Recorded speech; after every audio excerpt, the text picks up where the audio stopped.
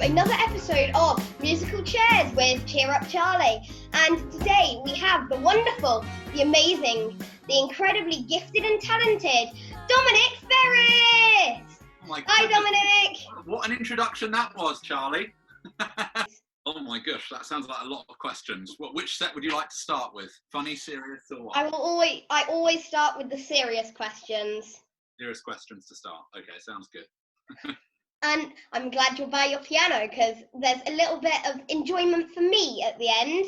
Well, I sort of figured that might be the case, which is why I sort of tried to preempt that. Oh, and have your best impression ready. My best impression? Oh my Yes. goodness. Okay.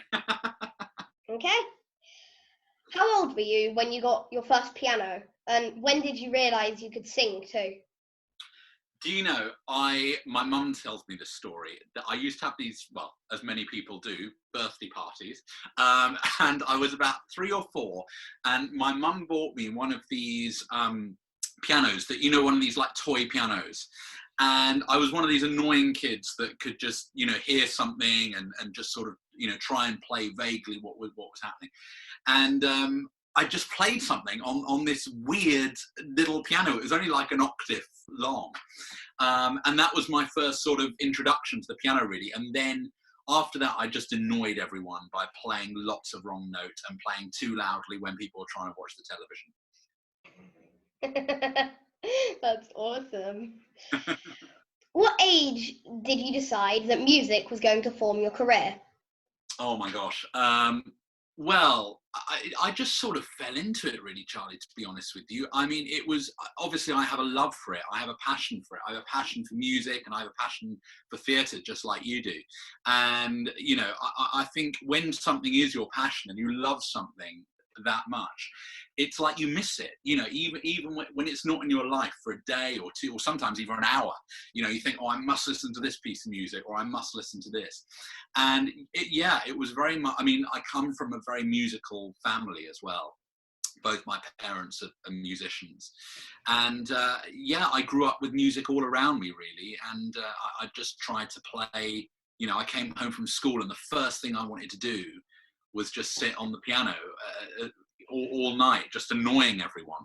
And I used to be on the piano again at 6 o'clock in the morning while everyone was still asleep, and they'd come down and say, "Be quiet, I'm trying to sleep," like this. And I just always I don't remember a time when I didn't play piano. But singing came a lot later. I mean, singing, sorry, I know you mentioned that in your last question. Singing came a lot sort of later, you know, and that was, I think of myself as a sort of piano player who sings, as opposed to the other way around, if that makes sense.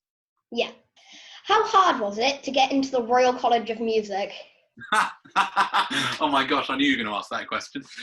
It was very difficult. I mean, you know, if you've ever heard the sort of saying, big fish in a small bowl, you know, that was very much me as I was growing up. You know, I was at a college where, you know, I was always doing music up until I was about 18, and then came the big audition for the Royal College of Music, and I'd never done anything like that before. And I auditioned for all the music colleges in London, for the Royal Academy, for the college, for Trinity, for Guildhall. And the first year, nobody let me in at all. They were like, "You're nearly there, but you have to practice, you have to do more, you have to sort your technique out." So that's what I did. I took a gap year, and I practiced as hard as I could. And it was really the Royal College of Music that I wanted to go to, which is the big college opposite the Royal Albert Hall in London. And I went in, and they offered me a place, but it was very, very difficult because you've got people from all over the world auditioning, you know, to practice and to get in and to audition, and they're all playing. You know, I hear them playing all this really fast stuff, and I think, oh my God, I could never do that. But you know, obviously they saw something about my playing that they liked. I'm still playing lots of wrong notes, Charlie, so I don't know why they let me in. That's cool. What was your first paid job playing the piano, and where was it? Oh my goodness me, my first paid job playing the piano. Well, I used to play at a lot of weddings and things like that as I was growing up. And my mum is a singer, and I used to go out on the road with her and play piano, and she used to sort of give me a bit of pocket money, if you call that paid work. But my proper paid job, just playing for lots of concerts in London, really. I started off accompanying singers, and as you probably know, there's lots of venues in London where musical theatre singers would go and do like their own cabaret or their own show. Yeah. And they used to ring me up and say, oh, Dominic, will you play, I'm going to sing this song from Phantom and this song from Les Mis. I mean, this is way before Wicked or any of those shows came out. So it was all sort of the 80s classics that they were doing, Miss Saigon, all of that. And they said, oh, look, I'm doing this show. Can you come and play for me? And there I was at the back, I was about 18 or 19. And that's how you really learn your craft. That's how you learn. You learn by doing. I mean, you can learn bits in the classroom, and you can learn what it's like in theory. But until you actually do it, it's that, that's how I sort of learn my craft, really, is by doing lots and lots of accompanying of other singers. Yeah. Oh yeah, just randomly West End stars calling you up, asking you to play at their cabarets. Well, it wasn't quite like that. I mean, it was a lot of, it wasn't just West End stars. It was lots of people, and it was just a case of doing your best, and people get to sort of, I suppose they get to know your style and like your style. But I made many, many mistakes along the way, Charlie, and I still do. Yeah. So. Your parents were both in the industry. Was it always going to be you followed in their footsteps, or did you ever want to do anything else? Oh, wow. Yeah, I mean, as I said before, I sort of grew up with music all around me. I mean, my mum and dad were very much in the pop world. I mean, my dad worked at a studio in London called Abbey Road Studios, and he worked with the Beatles in the early 70s. And my mum was a songwriter, and she was a singer as well. So classical music wasn't in there. They didn't train with classical music. So I suppose I took sort of a very different path. But I do have other interests as well. I mean, I love music, but now, obviously, because I do so much of it, I have to have sort of time away from it as well. So I love, like, flying is my other love, aviation. I absolutely love anything to do with aircrafts and flying and all that sort of thing.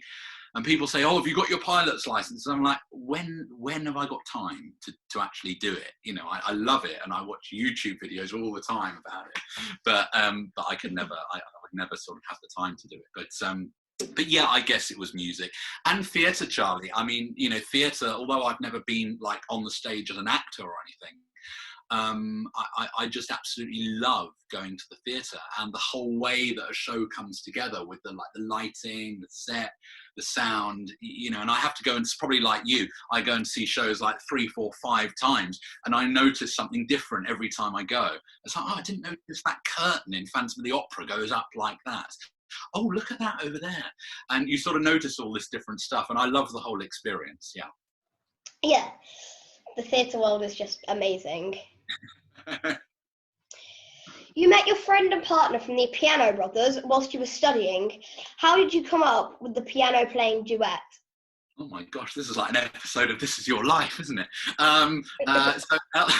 So Elwyn is my piano partner in the Piano Brothers, and he's a very, very, very talented piano player. Really, really skilled musician.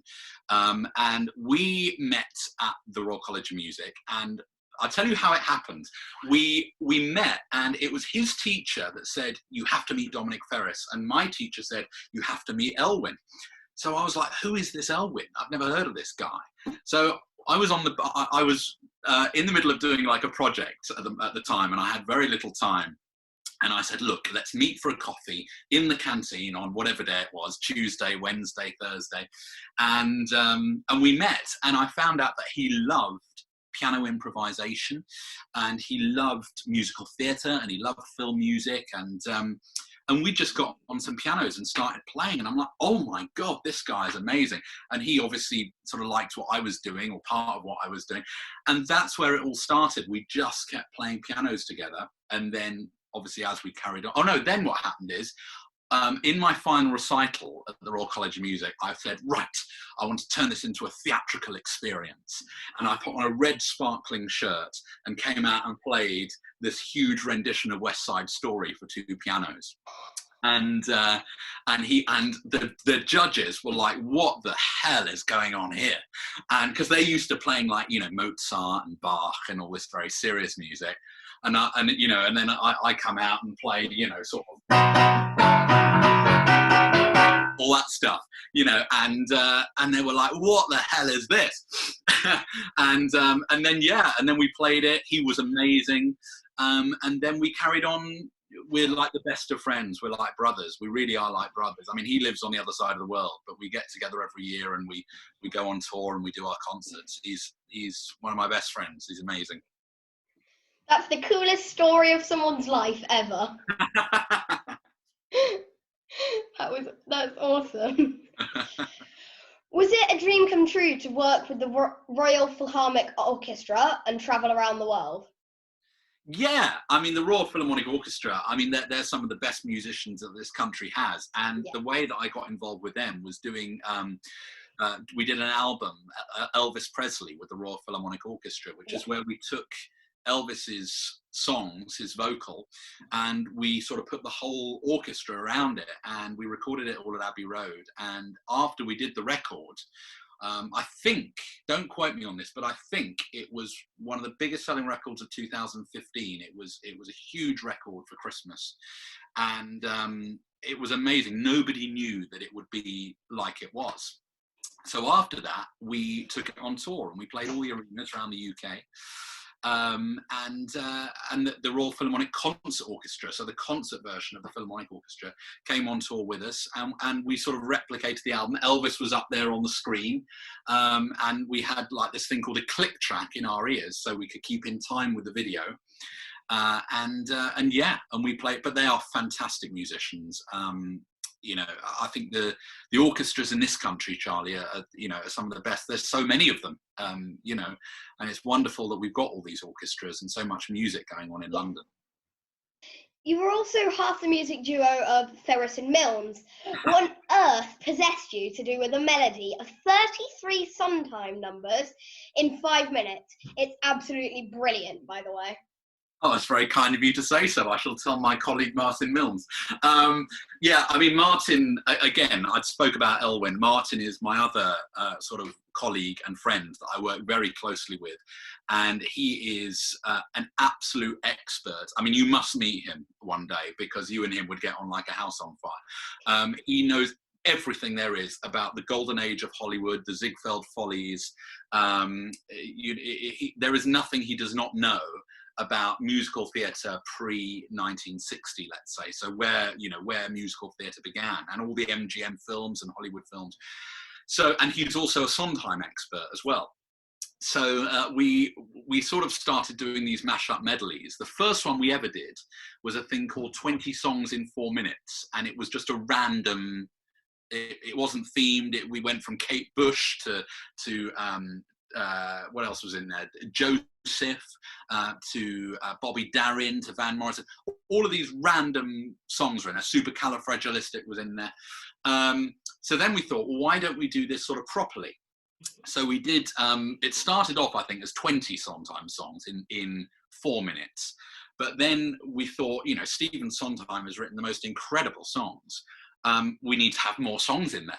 So we ended up having 33, as you say, Sondheim songs in 5 minutes, which we performed in his birthday gala at the Theatre Royal Drury Lane about 5 years ago now, I think it must have been. And it was great. It was great fun. But I don't know how familiar you are with Sondheim, but you've got to get it absolutely right. It's very, it's quite difficult music. So, I thought, oh God, I don't want to make a mistake, because if he hears it, and he did hear it in the end, and he really liked it, which we were really pleased about. But yeah, that took a long, long time to get together, that medley. But I watched it actually for the first time the other day in a long, long time. And I thought, oh yeah, I remember putting this together. I remember drinking lots of coffee and staying up very late. Sometimes music is some of the most phenomenal and hardest music in the industry. I'm so glad you said that. And that's very true. It is very difficult. What is your most memorable moment? I'm sure you have many, but does one really stand out to you? Memorable moment. What you mean? You mean in my sort of professional sort of piano life? Yeah. Oh my goodness me. I think, well, in 2011 or 2012, Prince William and Kate Middleton got married. That was the year they got married. And I got this phone call the day before their sort of marriage ceremony and that sort of thing. And they said, Dominic, would you come and play? We need somebody to come play piano. I was like, why? A, why are you calling me? And B, why are you calling me the day before it happens? And it turned out that the piano player that was meant to be playing couldn't do it, or for whatever reason, it couldn't do it. And so I ended up going and accompanying these singers. It was the international press launch for the royal wedding in Lancaster House in London. And it was all very posh, and I thought, oh God, what do I wear? How shall I have my hair? You know, what shirt shall I put on? All of this was going through my mind. And I looked at some photos of it actually more recently, and I thought, Dominic, why would you wear that? That is the most ridiculous thing. Anyway, that happened. So so I went and did the thing, and yeah, I mean, it was very memorable because it was not every day you get to do something like that. And that was where my relationship with Steinway began, Steinway pianos, because I turned up and there was this beautiful Steinway concert grand piano, and I thought, oh God, I can't wait to get my hands on that. And so I played it, and it was just awesome. So that's why that day always sort of it sticks out in my mind, really, you know. Yeah. Last week saw the release of the video We'll Meet Again. Can you tell me how that came to happen? It's absolutely amazing and such a great message at this time. That was very kind of you to say, Charlie. Thank you very much. And that's exactly why I made it. And Martin was involved in that as well, and another friend of mine called Tom Large. And you know, we thought it would be a great idea to boost morale within the theatre industry, because you know, there's no theatres open now in Broadway or the West End or around the country, and you know, there's a lot of people that are involved in theatre and professionals in theatre, and also people that like theatre, like yourself. And you know, we thought, well, we need to give something back. We need to boost some morale within the industry. And so I sort of called all my friends, and I got my other friend, Anthony Cherry, to help. And between us, we got together all of these sort of West End names, even people that Martin brought in, like Giles Brandreth, who's a writer and a broadcaster. And they all came running, and they all recorded these videos. And when I started out, I thought, oh, this will be a nice idea. You know, it'll be easy, put it together, put it out. A month later, we were still editing. And it took ages. I mean, I'm so glad we did it. I'm so glad we did it. Yeah. But it was a labour of love, and it took a long time to get it together. But as you say, it came out last week, and I'm very proud of it. And you know, I'm glad we did it. You should be very proud of it. It's phenomenal. Thank you. Were you ever bullied as a child? If so, how? Oh wow, yes, yeah, I was, but not in the most classic way. I mean, I think because I was very interested in something that I went to an all-boys school when I was very young, my prep school, and you know, most of the boys were very much into sports and that sort of thing. And I always enjoyed the sports that were like sort of tennis and squash and that sort of sports where you're just playing on your own. But I never liked team sports like football and rugby and all those sorts of things. And they sort of forced me to play. And I was playing, and I thought, look, I'd much rather be just sat in front of a piano now, just sort of playing and doing my thing. So yeah, the other kids did sort of find it a bit weird, and they were like, oh, why would you want to do that? You know, sort of, it's really sad that you're doing that. That's really boring. Why would you want to do that? I mean, it wasn't aggressive, but it was, I was definitely felt quite alone with that. And that sort of carried on into my next school as well. But there comes a point, which I'm sure you'll find as you sort of get older and grow up, where people can see that when you're good at something and you're focused on it, there comes that point where they think, no, actually, this is the path that he has to take, you know. But before people realize that, it can be very difficult, because they're like, why would you want to do that? That's really boring. So yeah, there are good memories, but there are also some not so good memories as well. Were you ever bullied within the industry? Bullied? No, not bullied, I don't think. But there's a lot of jealousy in the arts Yeah. industries, and Yeah. you know, I say that very openly because I know a lot of my friends and colleagues that feel the same way. And I think that, I mean, I always establish the rule that I don't really talk about what I do unless I'm asked about it. So if I was out having dinner or lunch or with a friend or whatever, I'm much more interested in what other people do. I want to see other people succeed, and I want to see, you know, I want to hear about what they're doing. Yes, there is a lot of industry, and there is a lot of insecurity in our industry, and I think that's where it stems from. It stems from people's insecurity, and instead of working on their own sort of talent to you know, or discipline to make it as good as it can be, they, you know, I say this very broadly because 99% of people don't do this, but there are a few people that sort of, I don't know, not take pleasure is the wrong word, but they like to gossip about other people, sometimes in not very nice way, and you know, and that breeds negativity, I think, you know, and it's very, very important to focus on the positive, especially when you're working together to create something like a new show or a sort of, you know, show in whatever way you want to do it, or a piece of music.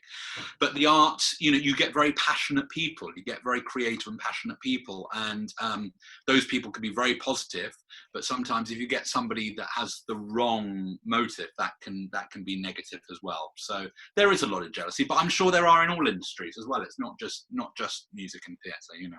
Yeah. What advice would you give to anyone getting bullied now? I think you've just got to focus on your dream is the number one, and don't let anyone deter you from that or take it away, because you know, I believe that people are put here to do a certain thing, to either learn something or to teach other people or to spread a message. And I think as long as you absolutely believe in yourself, and that is the reason that you've been put here, like I believe I've been put here to, you know, to spread joy through music and to influence as many people for the better through music as much as possible. Yeah. And I think you've just got to throw everything out the way, because what you see on social media and all this sort of negative stuff, especially in the situation we are now with the virus, I mean, we're in a very, you know, situation like we've never been in before. And I think that's why it's so important now more than ever to, you know, to really be, for everyone to be as positive as they can be. Yeah. Yeah. Are you involved in any charities? Any charities? Yes, I am involved in charities, but generally for each project that I do. So, like for instance, if We'll Meet Again was to raise money, let's say, we would want money from that to go towards a theatrical related charity, you know, because it's about theatre. I did a project a couple of years ago with a guy that wrote Street Cat Named Bob. His name's James Bowen. And you know, that was about his friend who's a cat. So for that, we gave a lot of money to the to sort of animal charities and things. Yeah. So you know, I think as long as the charity is making an impact and doing good for people, then it you know, it doesn't matter what charity you donate to, because they're all, you know, they're all doing good things, aren't they? Yeah, that's really true. It's really true. What advice would you give yourself as a child now that you're an adult? Don't trust everyone. That's number one. That is number one. Don't trust everyone. But then again, you have to go through things in life where, you know, situations happen where you think you know someone and you think you trust somebody, and then they do something or say something, and you know, that's not necessarily just a lesson to not trust those people. It's, you know, it can be a universal lesson. Just say, just be careful just before you do this or think about this, because you know, I think, you know, like everyone, we're all nice and we want to help people, but sometimes people take advantage of that help, you know. So that, yeah, I think don't trust everyone, but also put the time in. You know, if you've got free time, or, you know, put the time in to be as good as you can be. If there was a musical about you, what would it be called? What would it be called? Oh my goodness. Well, it would probably have to be something piano related, wouldn't it? But I think people think I'm a little bit sort of crazy. Maybe we should call it live requests, because that seems to be what seems to be ticking the box at the moment. So yeah, Dominic's live requests, I think it would have to be called. Have you ever played a joke set or in a studio and been caught? Yes, I do. I play many jokes on people in things when I'm when I'm in various pranks and things, but then obviously completely denying anything that you've done wrong. So an example would be there was a session that we did at Abbey Road about 6 months ago, where a group were coming in to record a song, and they had learned one song. And then when I came into the studio, I said, because I was producing the session, and I said, right, are we ready, boys? Let's get on then. Let's do the song. And then I played them a completely different song that they'd never heard before. And then everybody else in the studio was in on it. So they were like, yeah, come on, what's going on? You've had this for a week now. You should have been learning it. And the look on their faces was so funny. But then obviously, in the end, we had to say, oh, this is a prank. What do you get in trouble for most? Mine is that I never stop talking. Well, that's not that bad. It's good to talk, isn't it? What do I get in trouble for? When I'm doing live requests, if a request comes up and I don't play someone's request. Now's for a round of quick fire questions. Oh, I'm ready. Let's go. Text or talk? Talk. Favourite city? New York. Last song downloaded? Michael Ball. What superpower would you have? Invisibility. Last Halloween costume? Oh my gosh. I think it was like a pumpkin outfit or something ridiculous. Sandals with or without socks? Oh, without. Definitely. Good job. Night owl or morning person? Oh, night owl for sure. Junk food or healthy? Oh, healthy. First celebrity crush? Oh my gosh. I don't know. Oh no, hang on. Come back to it. Finish it and I'll think while I'm back in my mind. Hogwarts house? Old Gryffindor. Oh. What? Well, it's just that my Hogwarts house is basically my alter ego. I'm a Slytherin. You're a Slytherin? I'm a Slytherin. Are you? Yeah. What made you choose Slytherin? I actually did the test. Oh, did you? I did the actual test. What? And then I also got a sorting hat for Christmas. And the sorting hat put you into Slytherin? Yeah, but you muskets put you into Slytherin. That's the question. Coming back to first celebrity crush. Amanda Holden. Probably, if you go back 10 years. Remember when I told you to have your best impression ready? Oh, God, yes. Because you need it now. I will do mine for you. Right. If you do yours for me. Can you do your best impression for me? I can do an impression of Stephen Sondheim for you. Oh, wow. And I tell you why, and Martin will hate me for this, because when we went to New York in 2017, he invited Martin and I round to his house, and we had a lovely chat, and he sat there and he said, we did a sort of medley for him, and he was like, it's too long, cut it out, it's too long. And that's all he would say like that if he didn't like something. Because our medley can get quite long. That was a good impression of him. My best impression is of Goofy. Goofy, okay. My sister would like this because she works at Disney. Go on. Hi, kids. Goofy here. That's very, very good. I'll have to play that to her. Now, I'm really glad you're at your piano because just something for my enjoyment. Can you please play me a musicals mashup to finish? Give me 3 musicals and I'll do a mashup of the 3. Come From Away, Wicked, and Jamie. Okay, Come From Away, all right.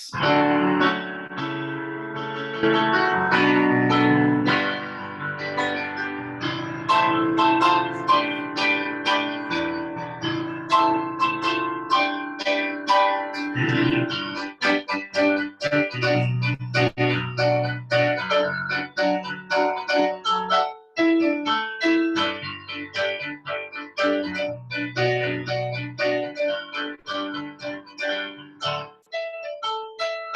you go. There's 3 musicals for you. That was like the most phenomenal thing I've ever heard. I'm glad you like it. So that was this week's episode of Musical Chairs with CheerUpCharlie. Thank you so much, Dominic. It was a pleasure talking to you face to face. A pleasure talking to you as well, Charlie, anytime. It was phenomenal. Your musicals mashup blew me away. I'm still trying to play the right notes, Charlie. There's lots of mistakes, believe me. I see you soon. Bye. See you, Charlie. Bye. Bye.